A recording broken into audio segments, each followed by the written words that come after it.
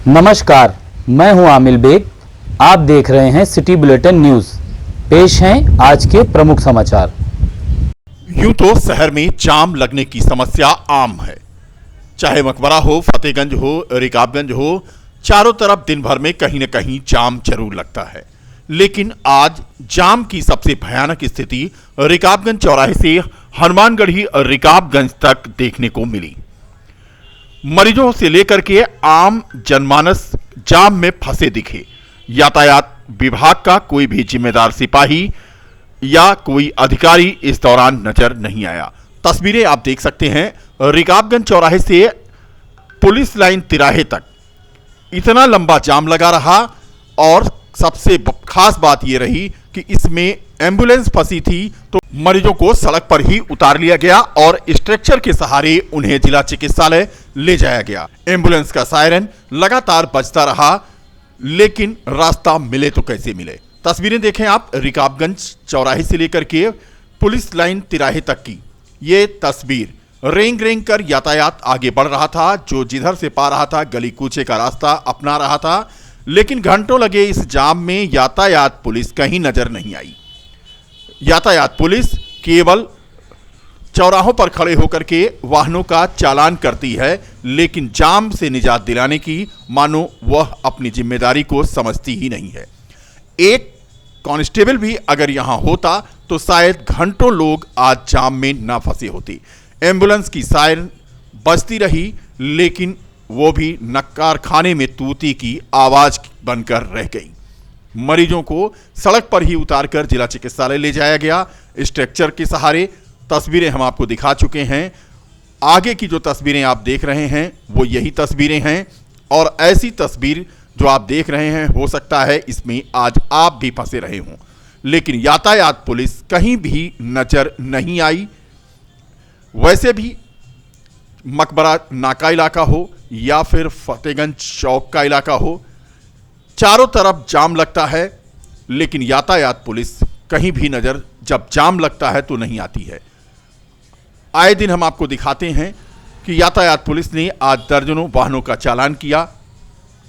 चालान की तस्वीर आती है, लेकिन यातायात अगर कहीं पर बाधित है, जाम लगा हुआ है, तो आपको यातायात पुलिस नजर नहीं आएगी। इस संदर्भ में पहले भी कई तस्वीरें हम आपको दिखा चुके हैं। सबसे ज़्यादा बिजी रोड रामपथ जहां पर बनने वाला है, खुदाई का भी काम चल रहा है, डक्ट का निर्माण कार्य चल रहा है, लेकिन वह भी इतनी धीमी गति से चल रहा है कि लोग यहां परेशान हो जा रहे हैं, क्योंकि यातायात रेंग रेंग कर आगे चलता है। रिकाबगंज से रोडवेज तक की तस्वीरें सोचिए, अगर इस तरह से यातायात व्यवस्था रही तो अयोध्या सिटी को स्मार्ट सिटी बनाने की जो कवायद चल रही है वो कैसे पूरी होगी।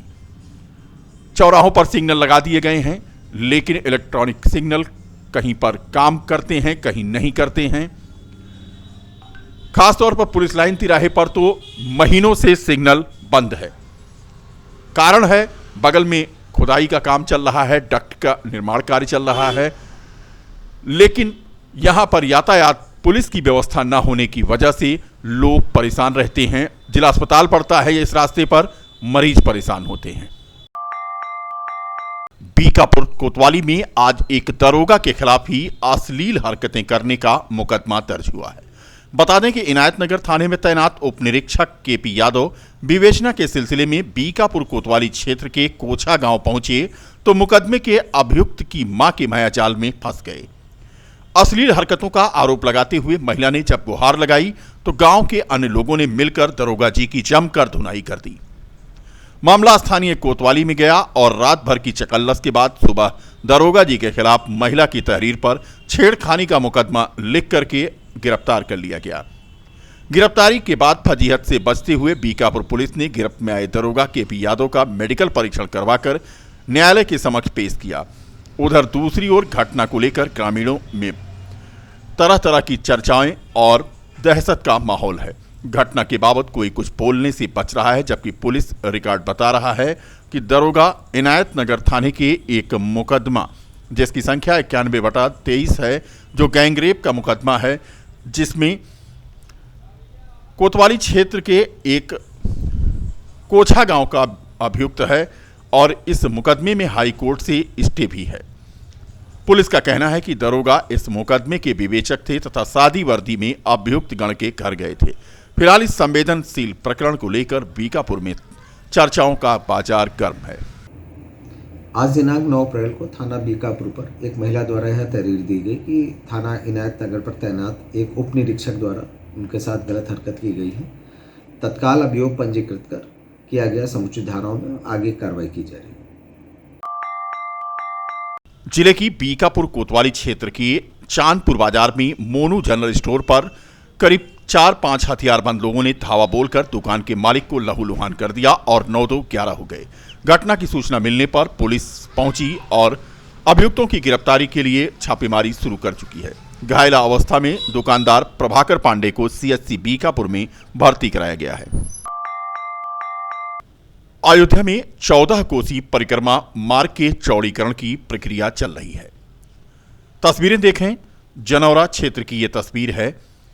आज जिलाधिकारी से नाका हनुमानगढ़ी के महंत रामदास मिले और उन्हें ज्ञापन सौंपा कि नाका हनुमानगढ़ी से गुलाबनगर तक 14 कोसी चौड़ीकरण की प्रक्रिया में प्राचीन काल का शिव मंदिर जो दक्षिण साइड में बना हुआ है और उत्तर साइड में जमीन और नजूल की जमीन जो है वो खाली पड़ी हुई है, उस पर सड़क का निर्माण कराया जाए। प्राचीन काल के मंदिर और कॉलोनी वासियों को बेघर होने से बचाया जाए।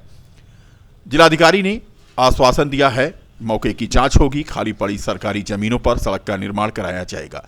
तस्वीरें आप देख सकते हैं, खाटू श्याम के सामने से लेकर के गुलाबनगर पर 14 कोसी परिक्रमा मार्ग।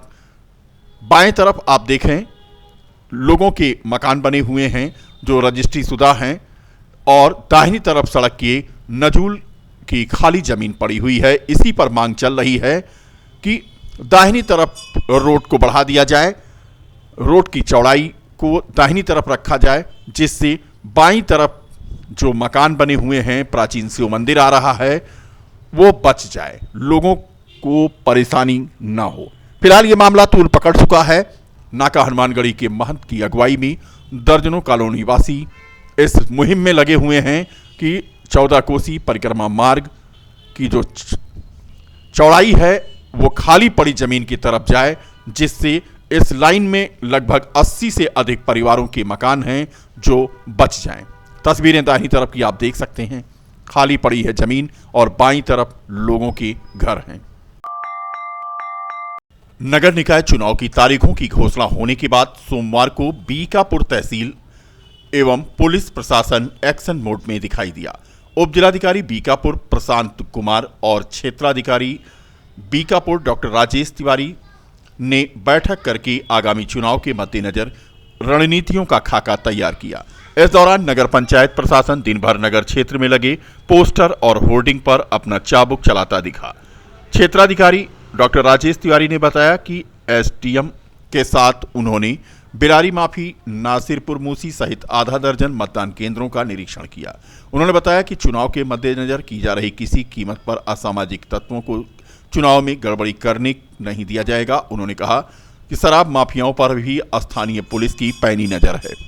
एसडीएम साहब के यहाँ एक मीटिंग हुई और इसमें उसके मीटिंग के बाद हम एसडीएम साहब और ईओ साहब, तहसीलदार साहब, सब लोगों ने मिल करके यहाँ के जो पुलिस सेंटर्स हैं उनका भ्रमण भी किया जा रहा है, जिसमें बिलारी माफी, नासिरपुर मूसी और नदरौली 3-4 जगह हम लोगों ने भ्रमण किया। वहाँ पे जो शौचालय की व्यवस्था को देखा गया, सुरक्षा बाउंड्री वाल वगैरह है कि नहीं, सब जगह पाई गई बाउंड्री वाल वगैरह।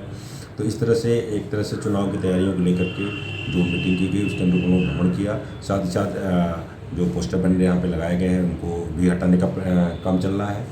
इसके अलावा जो भी चुनाव के मद्देनजर जो भी निरात्मक कार्रवाइयाँ होनी चाहिए वो भी हम लोग कर रहे हैं। शराब के खिलाफ, अवैध शराब कहीं न बिके, न बने, इसके खिलाफ भी टीम बना के अभियान चलाया जा रहा है।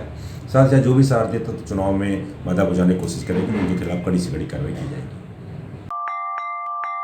मिल्कीपुर क्षेत्र में तैनात शिक्षा मित्र रेखा शुक्ला की स्कूटी पर पीछे से टक्कर मारकर 200 मीटर घसीटने वाली कार के खिलाफ कार्रवाई की मांग को लेकर के आज परिजन और शिक्षा मित्र संघ का एक प्रतिनिधिमंडल एसएसपी डीआईजी मुनिराज जी से मिला। जिलाध्यक्ष दुर्गेश मिश्र ने बताया कि गत 5 अप्रैल को नाका उसरू से अपने प्राथमिक विद्यालय तरौड़ी टाहड़ी शिक्षा क्षेत्र मिल्कीपुर जाते वक्त चमनगंज बाजार के पास रेखा शुक्ला की स्कूटी पर पीछे से सफेद मारुति ब्रेजा कार ने टक्कर मारा। जब वह गिर गई और गाड़ी में फंस गई तो लगभग चालक ने 200 मीटर तक उसे घसीटा। रेखा शुक्ला घायलावस्था में थीं और उनका इलाज लखनऊ में हुआ।